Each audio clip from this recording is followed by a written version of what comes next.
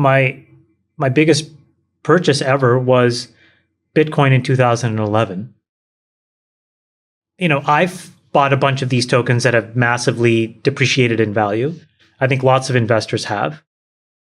I kind of fell into it as well. Like I thought, wow, this is incredible. I get to buy these tokens. They do all of this cool stuff. They represent all this value. And my experience has been the opposite of that. I've lost a lot of money in these things. And so, I really hope that regulators, not just obviously, I hope that regulators do the best they can to get investors' money back in FTX. But I really also hope they figure out all these other tokens as well, because you can just rank them in terms of market cap, start at the top and work your way down. And you will see that these were unregulated securities, Jason, that were manufactured and sold by our brethren.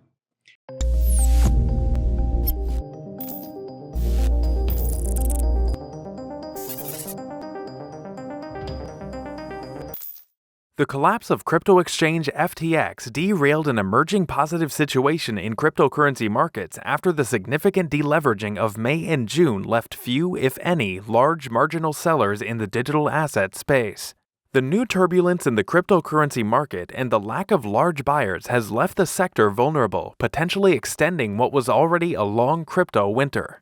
FTX bankruptcy proceedings will be closely watched, but for the digital asset sector, a lot still depends on the path of interest rates in the US. Hello and welcome to Money Talks. In today's video, Chamath Palihapitiya shares his outlook on the FTX collapse and its immediate impact on the cryptocurrency market, especially Bitcoin. Chamath also discusses the possibility of an extended crypto winter along with his take on the macroeconomic situation. This happens in the public markets a lot as well. So like when you see heavily shorted names, or when you know that certain hedge funds are on the brink, other hedge funds will go in and essentially force a margin call and a stop out, because then it's what causes all of these runs. And if you look actually inside of GameStop, the reason why you got all this gamification in the GameStop equity and a bunch of these other names was in part because of this dynamic. Folks that are highly levered, folks that don't have the right matching of risk.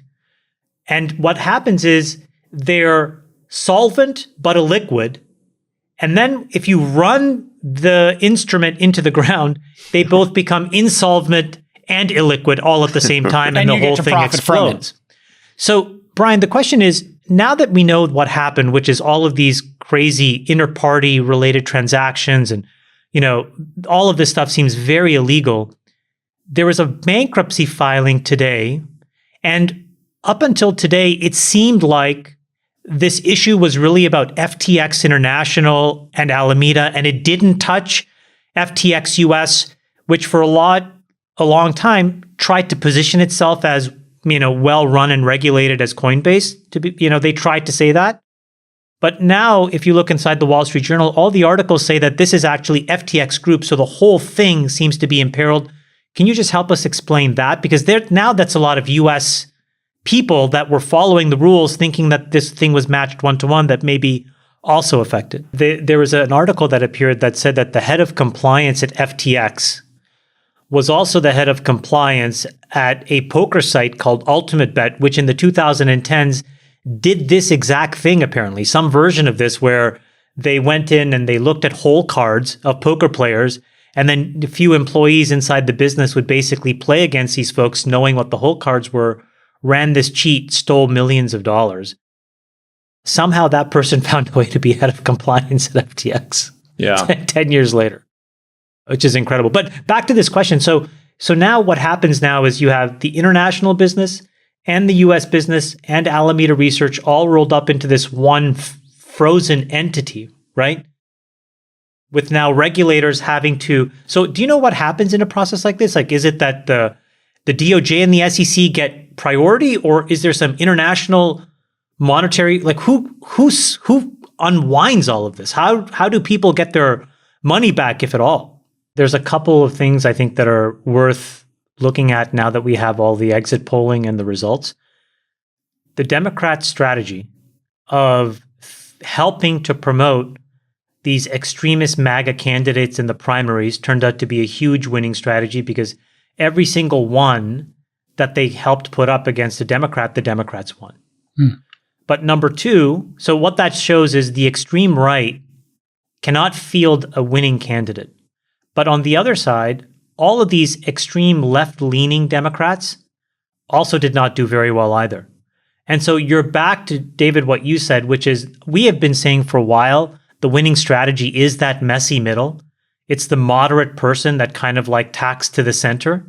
And this is what you see everywhere around the country, all of the ballot initiatives.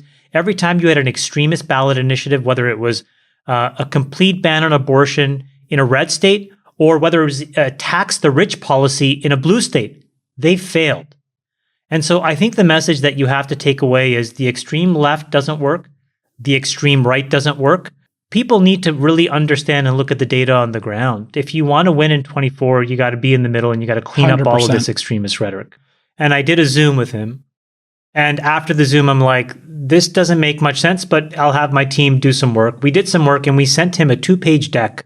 And we said, here are our recommendations for taking the next step. One was the formation of a board.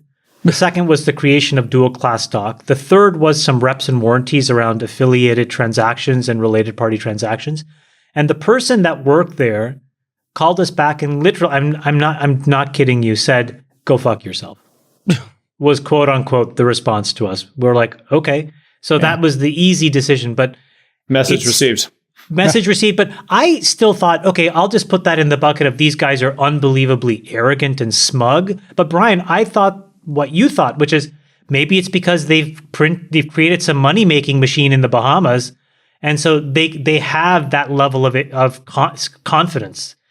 You know, but then to see this thing to the extent of which is now, we're only scratching the surface, guys. You know, we're going to find out stuff every day, which is there was a lot of venture firms in Silicon Valley in this period of both not doing any work or diligence who also took the extra step and actually created classes and would teach teams how to create these tokens. Okay, and those artifacts, those video links and artifacts are sometimes on their website. They're still on YouTube. They're inside of Twitter. And what these folks would do, and we talked about this, the game that they played was they would get a team, they would create a token, they would also buy equity at some crazy valuation. The equity was locked up, but the tokens were not. And then they would put them on an exchange and sell them to unsuspecting people, and they would be able to dump these tokens. And if you look inside of that trend, what you're going to see, and Brian just mentioned this, those were the sale of securities, except it was done in a completely unregulated way.